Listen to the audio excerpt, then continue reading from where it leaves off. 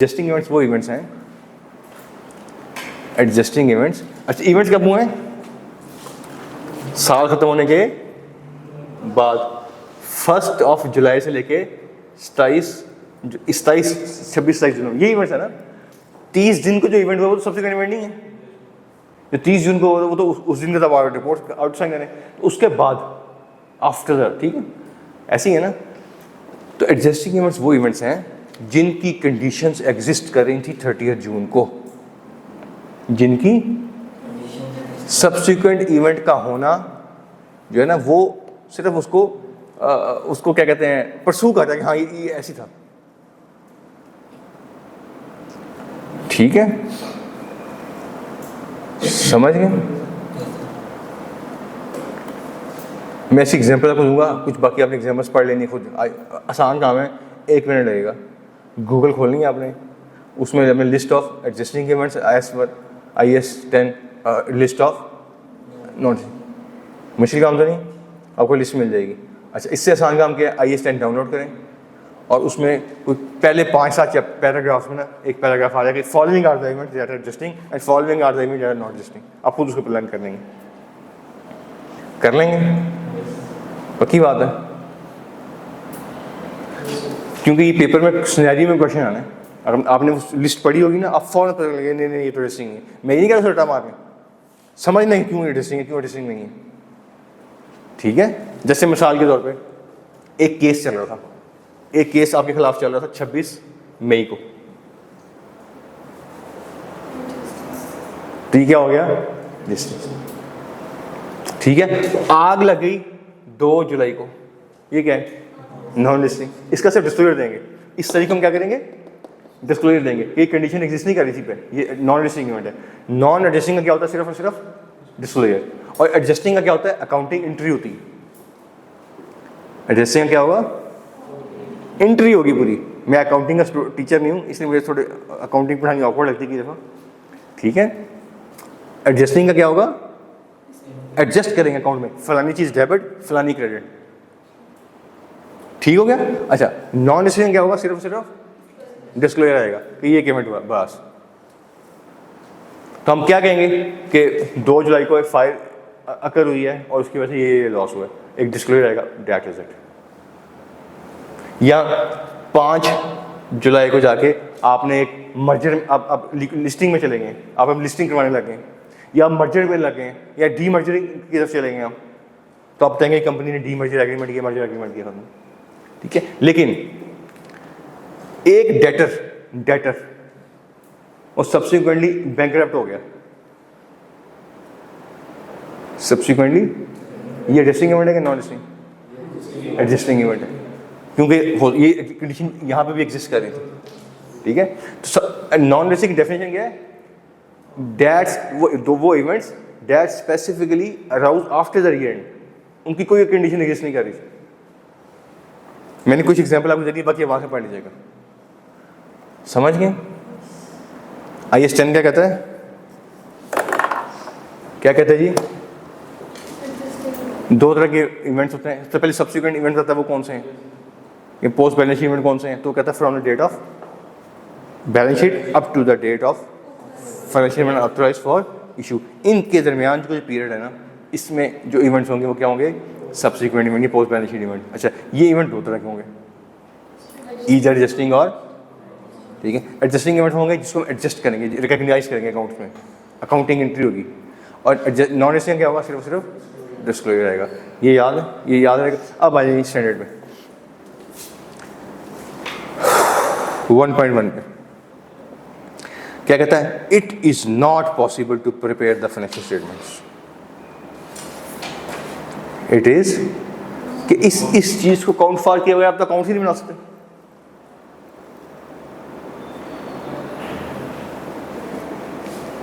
समझ गए।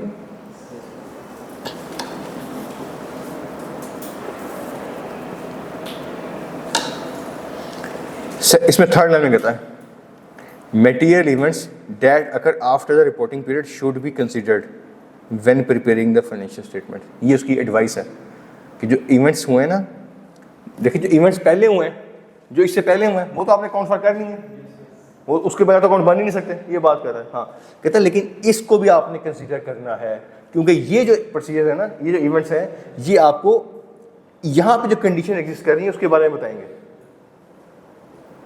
ठीक है, समझ गए? आपने IAS 16 में पढ़ा हुआ कि प्रोविजनल वैल्यूएशन कर लिया आपने एक एसेट खरीदा, वैल्यू डिटरमिनेबल नहीं, स्टैंडर्ड कहता है एस्टिमेटेड वैल्यू ले लें, जब बाद में वैल्यू डिटरमिन हो तो उसकी क्या करें, एडजस्टमेंट करते हैं, उसकी क्या कर दें। तो कौन सा इवेंट है, पढ़ा हुआ ना हमने इस तरह की बात, अजीब से तो नहीं लग रही बात। तो इसके अंदर बहुत सी बातें आपको बाद में पता लगती हैं जिसकी कंडीशन पीछे होती है। ठीक है, क्लियर हो गया जी? अच्छा आगे हैं पर्पज ऑफ IAS। अब उसने ऑडिटिंग छोड़ के वो भी अकाउंटिंग पे आ गए, उसको भी पता था कि बच्चों ने नहीं पढ़ा हुआ। IAS 10 events after the reporting period has 2 main objectives. क्या है जी? मेन ऑब्जेक्टिव्स हैं।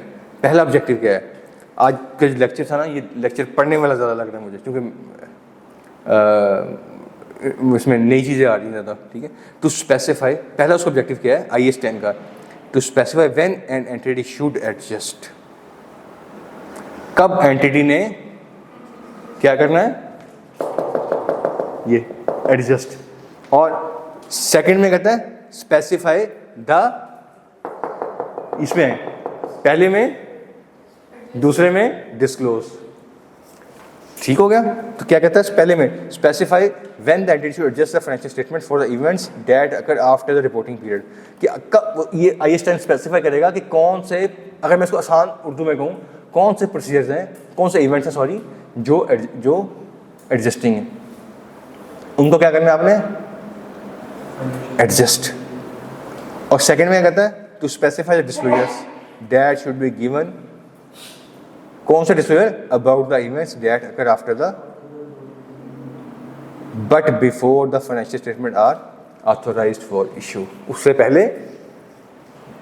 ठीक है, मैं सुप्रीम आसान, पहले मुझे एश्योरेंस से समझ आ गई बात। ये मेरी 2 बुलेट्स क्या लिखे हैं IAS 10 का मकसद क्या है कि भाईजान जो एडजस्टिंग इवेंट है उसको क्या कर दो, एडजस्ट। वो इवेंट कौन से हैं, बैलेंस शीट डेट से लेके पहले बुलेट के आखिर में कहता है वो कि फ्रॉम द बैलेंस शीट और but before the authorization of issue. और सेकंड में कहता है कौन से इवेंट्स हैं जिसको आपने क्या करना है, डिस्क्लोज करना है। उसमें भी लिखा हुआ उसने कि that have occurred after the reporting period but before the financial statement were authorized for. समझ गए? अच्छा आगे हैं, events after reporting date are defined in IAS 10। ठीक है, वो कहता है कौन, अब वो आपको एडजस्टिंग और नॉन एडजस्टिंग की बात नहीं कर रहा, वो आपको इसकी बात कर रहा है कि ये कौन से होते हैं events after the balance sheet, कौन से इवेंट्स होते हैं, इसकी डेफिनेशन बता रहा है। ठीक है, IAS 10 स्टेट्स के दोज इवेंट्स, वो events post balance sheet events हैं। मैं एडजस्टिंग एंड नॉन एडजस्टिंग तो बाद में आएगा ना, पहले पोस्ट बैलेंस शीट इवेंट कौन से हैं। वो कहता है कि those events favourable and occurred between the end of the reporting period and the date when financial statement are, ठीक है, ऑथराइज। यानी वो भी कहता है पोस्ट बैलेंस शीट कौन से हैं, बैलेंस शीट से लेके date of authorization of financial statement तक। ऑथराइज कौन करता है अकाउंट्स को, मैनेजमेंट, जो भी रिस्पॉन्सिबल है, जो लॉ ने कहा है। क्या कहा लॉ ने, एक CEO का, कॉर्पोरेट लॉ पढ़ लिया ना हमने।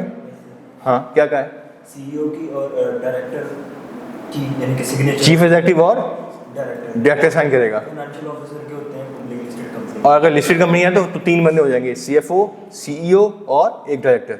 और अगर CEO मुल्क से बाहर है तो 2 डायरेक्टर, तो उसके दूसरा डायरेक्टर। ठीक हो गया, ये पता होना चाहिए आपको। अच्छा अब ये डायरेक्टर का वर्ड यूज़ किया है, अगर किसी कंपनी में डायरेक्टर नहीं है, चैम्बर ऑफ कॉमर्स में डायरेक्टर नहीं, प्रेसिडेंट है, चीफ एग्जीक्यूटिव नहीं, प्रेसिडेंट है, तो वहाँ पे प्रेसिडेंट का वर्ड आएगा, क्योंकि वो ऑथराइज है वहाँ पे। ठीक है, अगर किसी जगह बोर्ड ऑफ डायरेक्टर का वर्ड नहीं चल रहा, किसी जगह बोर्ड ऑफ डायरेक्टर का वर्ड नहीं चल रहा, वहाँ पे बोर्ड ऑफ ट्रस्टीज का वर्ड चल रहा, तो ट्रस्टीज। किसी जगह CFO का टाइटल नहीं है, हेड ऑफ अकाउंट्स है, तो HOD का, जो भी रिस्पॉन्सिबल है वहाँ पे। ठीक है, तो पोस्ट बैलेंस शीट इवेंट क्या होते हैं, समझ गए, बैलेंस शीट से लेके ऑथराइजेशन तक, इसके दरमियान इवेंट्स दोनों फेवरेबल या अनफेवरेबल। अब पोस्ट बैलेंस शीट इवेंट 2 तरह के हैं, एडजस्टिंग और एडजस्टिंग इवेंट्स कौन से हैं, हम उसको यहाँ से पढ़ लेते हैं। इसमें लिखा हुआ है there are 2 type of events. ठीक है, पहले में एडजस्टिंग, दूसरे में नॉन एडजस्टिंग। एडजस्टिंग कौन से हैं? The events that provide evidence of the conditions existing at the balance sheet date. वो इवेंट्स जिनकी कंडीशंस बैलेंस शीट डेट पे एग्जिस्ट कर रही थी, ये कौन से हैं? एडजस्टिंग। इनको क्या करना है? एडजस्ट अकाउंटिंग एंट्री करनी है इसकी। और नीचे आ जाए नॉन एडजस्टिंग। नॉन एडजस्टिंग कौन से हैं? ठीक है, जो arise he that specifically arouse after the year, उसको 30 जून से कोई ताल्लुक नहीं। उस दिन ये जब आग लग रही है, इसको कोई इंडिकेशन थी यहाँ पे? कोई मर्जर बाद में हुआ है, इसका कोई कुछ भी नहीं चल, बाद में डिसाइड किया मैनेजमेंट ने। समझ गए? पक्की बात है जी। एडजस्टिंग इवेंट्स क्या, sorry post balance sheet event क्या होते हैं? Favourable, unfavourable. कहाँ से शुरू होते हैं? बैलेंस शीट डेट से लेकर कब तक? मैं बार बार रिपीट कर रहा हूँ, ऐसे आपने फिर भूल के आना है और फिर कल फिर खिचड़ी में बची होगी अभी। मैं इसलिए रिपीट कर रहा हूँ बार बार, ठीक है? और मैं काफ़ी दफ़ा करूँगा ये सारे रिपीट। बैलेंस शीट डेट से लेके ऑथराइज कौन रिस्पॉन्सिबल है? जो भी लॉ ने कहा है, जो भी जुरिसडिक्शन ने कहा, वो जो भी रिस्पॉन्सिबल है उस इलाके में, जब उसने ऑथराइज कर दी है। इस तक के इवेंट्स कौन से हैं? ठीक है, ये दो तरह के होंगे, एडजस्टिंग और एडजस्टिंग इवेंट कौन से हैं? जिनकी कंडीशन एग्जिस्ट कर रही थी बैलेंस शीट डेट पे, इसकी काउंटिंग एंट्री करेंगे अब, ठीक है? और नॉन एडजस्टिंग कौन से हैं? जो specifically typically arise after the balance sheet date, उनकी बैलेंस शीट डेट पे कोई कंडीशन एग्जिस्ट। इसका कुछ नहीं करना आपने, सिर्फ क्या करना है?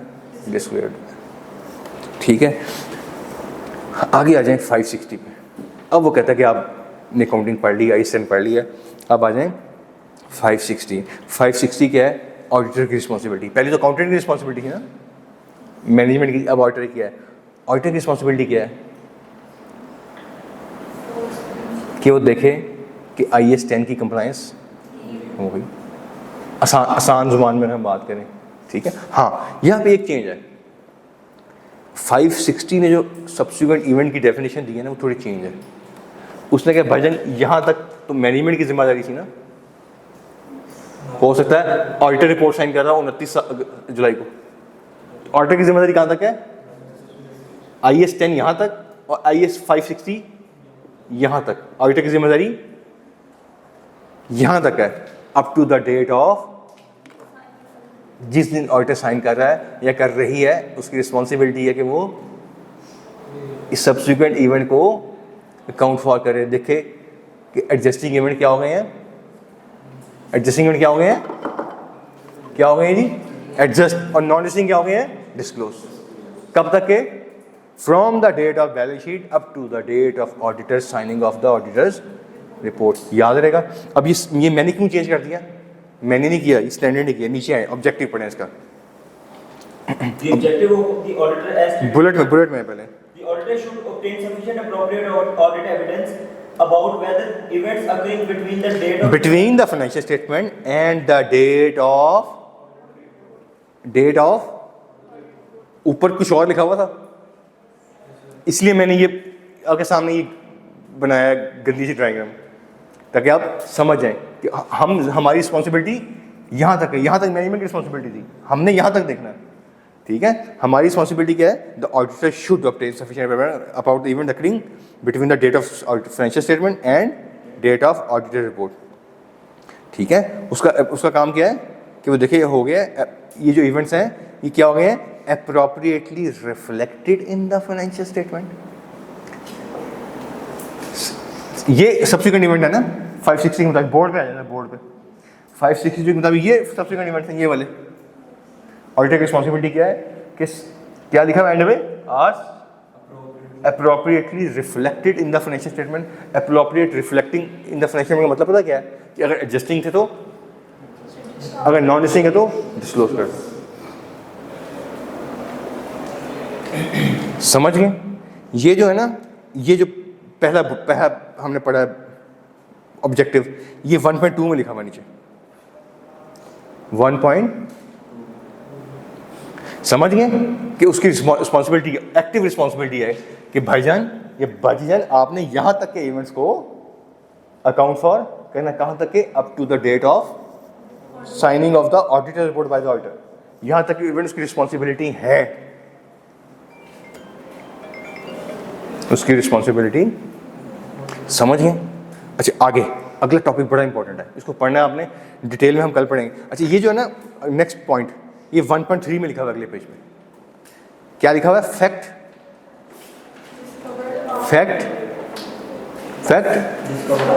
After the date of auditor's. सुने गौर से सुनिए मेरी बात, इवेंट यही था subsequent event. Subsequent event definition क्या है? डेफिनेशन हमें दोनों हाथों से पकड़ लेनी है, दोनों साइडों की दाढ़ों से पकड़ लेनी है, छोड़नी नहीं है, जो मर्जी हो जाए। डेफिनेशन क्या है? From the date of up to the date of, इस दिन का इवेंट है सब्सिक्वेंट इवेंट की डेफिनेशन ये है। अच्छा इसके बाद इवेंट अगर हुआ है, इवेंट हुआ आगे 30 जुलाई को, तो हम भाड़ में जाए वो इवेंट, हमारे स्कोप में नहीं आता, 560 को कवर ही नहीं करता। 560 क्या कहता है? Subsequent event. वो कौन सा है? From the date of. इसके लिए आपने चैंपियन नहीं बना, मामे नहीं बना इसके कि नहीं चलो मैं ये भी देख लेता हूं, ठीक है। आपकी रिस्पॉन्सिबिलिटी कहां तक की है? अप टू द उस दिन तक आप जिम्मेदार हैं, उसके बाद के नहीं। समझ गए? अच्छा हुआ क्या? अब गौर से मेरी बात सुने, हुआ क्या? इवेंट यही था। इवेंट क्या था? सब्सिक्वेंट। मैनेजमेंट भूल गई अकाउंट फॉर करना, रिफ्लेक्ट करना, और आप भी रिफ्लेक्ट नहीं कर सके। आपने इस दिन रिपोर्ट साइन की, फीस ली, टूर खड़काया फैमिली से जाके, और टूर से वापस आ रहे थे तो आपको फ़ोन आया कि जनाब एक इवेंट था जो अकाउंट फॉर करना भूल गए हैं, है सब्सिक्वेंट इवेंट। अगर ये इवेंट यहाँ का हुआ फिर इररिलेवेंट है, अगर यहाँ का है तो फिर आपकी रिस्पॉन्सिबिलिटी थी, आपने उसके बाद रिपोर्ट साइन। अब फैक्ट डिस्कवर कब हुआ? तो फिर आपने क्या करना है, आपकी क्या रिस्पॉन्सिबिलिटी है, ये 1.3 में हम पढ़ेंगे। समझ गए? बहुत इंपॉर्टेंट स्टैंडर्ड है, टेक्निकल स्टैंडर्ड है, मज़ेदार स्टैंडर्ड है, और एग्जामिनर जब भी पूछता है कम वक्त 12 से 15 नंबर का पूछता है, इससे नीचे नहीं पूछता वो। 8 नंबर का, 7 नंबर का, 10, बड़ा क्वेश्चन आना इससे। इंपॉर्टेंट चीज़ क्या है समझने वाली? आपको बताओ date of financial statement. Date of financial statement क्या है? जिस दिन की बैलेंस शीट बन रही है, या जिस दिन तक के बैलेंस शीट क्या होती है? As at, as on. अच्छा बाकी सब क्या होता है? फॉर द, वो जो फॉर द पीरियड है या बैलेंस शीट एज एट है, इसको हम क्या कहते हैं? डेट ऑफ बैलेंस शीट, या डेट ऑफ फाइनेंशियल स्टेटमेंट। अच्छा ये डेट कौन सी है?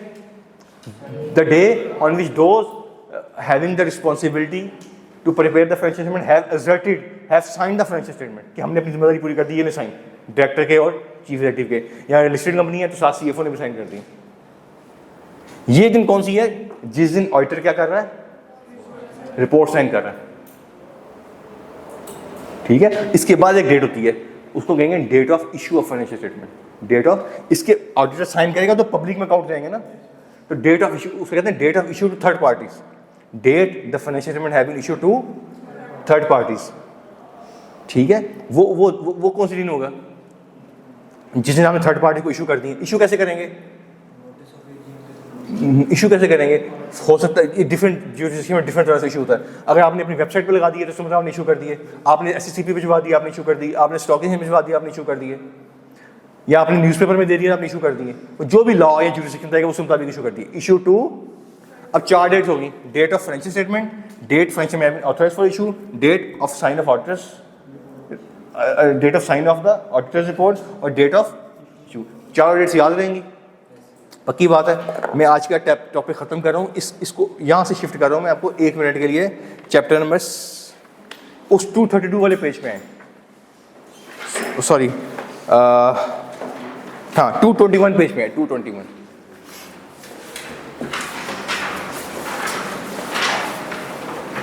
टू 221 जल्दी से हम खत्म करने से आगे जी। इसमें 221 में सबसे आखिरी टॉपिक डेट ऑफ, चैप्टर कौन सा है? 700।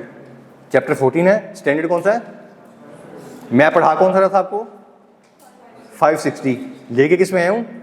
700 पे, ठीक है। हाँ चैप्टर वही है लेकिन स्टैंडर्ड इसमें आखिरी चीज़ क्या होती है पूरी रिपोर्ट के बाद? आखिर हम क्या करते हैं अपनी रिपोर्ट को डेट, उससे ऊपर क्या कर रहे हैं हम?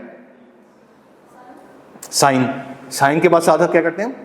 डेट। ये कौन सी डेट होगी? Date of auditor's report. इस डेट का ऑब्जेक्टिव क्या है? ठीक है, पढ़ें जरा इसको। The report should be dated on no earlier than the date on which the auditor has obtained sufficient ठीक है, appropriate. आपने कब ऑडिट रिपोर्ट साइन करनी है? जब सफिशिएंट एप्रोप्रिएट एविडेंस ले लेंगे। तो ये डेट क्या मैसेज देती है यूजर्स को कि इस दिन ऑडिटर ने sufficient appropriate audit evidence obtain. समझ गए? याद रहेगा? अच्छा अगली सुन, गौर से इस पे जरा। क्या ये डेट इससे पहले हो सकती है? क्यों? अभी अकाउंट्स ही नहीं बने हैं तो हमने ऑडिट कैसे कर दिया? अभी अकाउंट्स ही नहीं बने, हमने ऑडिट कैसे कर दिया? अकाउंट्स बनेंगे तो हम ऑडिट करेंगे। हाँ उस दिन हो सकती है, उस भाई अभी बच्चा पैदा नहीं हुआ, आप पहुंच गए उसका नाम रजिस्टर करवाने के लिए, वो होने वाला नाम रजिस्टर करने। ओके यार होगा फिर आना मेरे पास यार। वो क्या होते हैं वो जो जब बच्चे का नाम रिकॉर्ड करवाते हैं यूनियन काउंसिल, कहे भाई होएगा तो आना मेरे पास यार। तो अकाउंट्स बनेंगे तो ऑडिट करेंगे ना उसका यार। हाँ इस दिन हो सकता है, उस दिन, उससे पहले ऑडिटर रिपोर्ट साइन। याद रहेगा? ये सेकंड बुलेट पे आ जाए। This will not be earlier than the date on which the financial statements are signed. Not earlier, this will सुने जरा इस पे, this will not be earlier than this. समझ गए? और आखिरी बात, The date of the reports inform the written that the auditor has considered the effect on the financial statements and on his audit report of subsequent events which occurred after the reporting period and up to the report. This date, सुने जरा, this date will give the information to the user कि इस दिन तक के subsequent events को auditor ने account for का मतलब क्या है? अगर एडजस्टिंग थे तो एडजस्ट कर दिया है, नॉन एडजस्टिंग थे तो डिस्क्लोज कर दिया।